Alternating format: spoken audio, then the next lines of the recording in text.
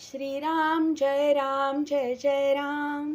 श्री अनंतकोटी ब्रह्मांड नायक राजाधिराज सच्चिदानंद सद्गुरु श्री ब्रह्मचैतन्य महाराज की जय।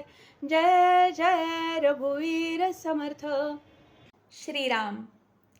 श्री ब्रह्मचैतन्य गोंदवलेकर महाराज प्रवचन 29 जानेवारी। नामात दृढ भाव कसा येईल? नामात प्रेम नामानेच येणार. हे प्रेम यायला विषयावरचे प्रेम कमी करायला पाहिजे. दृढ निष्ठा पाहिजे. नामच तारील, नाम सर्व काही करील असा दृढ भाव पाहिजे. तो ठेवून व्यवहारातले प्रयत्न चालू ठेवावेत.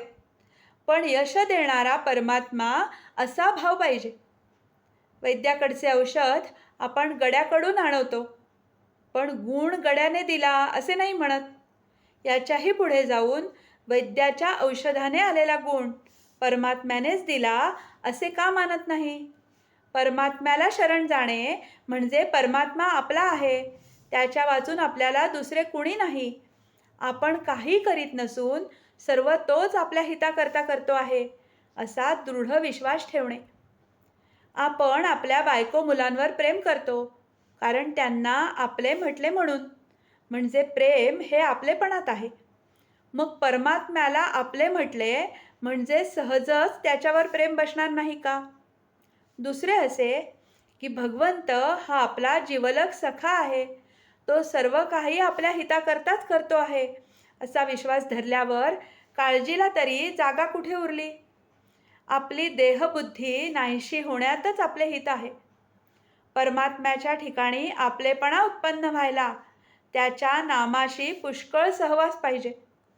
सिद्धीच्या चमत्काराच्या पाठीस लागू नये, ती आपल्या मार्गात विघ्ने आहेत. उलट त्यांनी आपल्या पाठीस लागले पाहिजे. एखाद्याला साप चावत नाही, पण त्यात विशेषते काय आहे? सापात काय किंवा कशातही काय?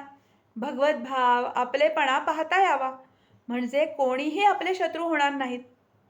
आई आपल्याजवळ आहे या भावनेने मूल जसे निर्भय असते, तसे भगवंत आपल्यापाशी आहे या भावनेने आपण निर्धास्त व्हावे. आपल्याला ज्या गावाला जायचे आहे त्या गावाची गाडी आली की नाही एवढे पाहावे. गाडीत कोण भेटतो याला फारसे महत्त्व नाही. समजा गाडीत आपल्याला कोणीच भेटले नाही तर आपण स्वस्थ झोप घेत आपल्या गावी जातो. त्याप्रमाणे आपण आपले साधन करावे.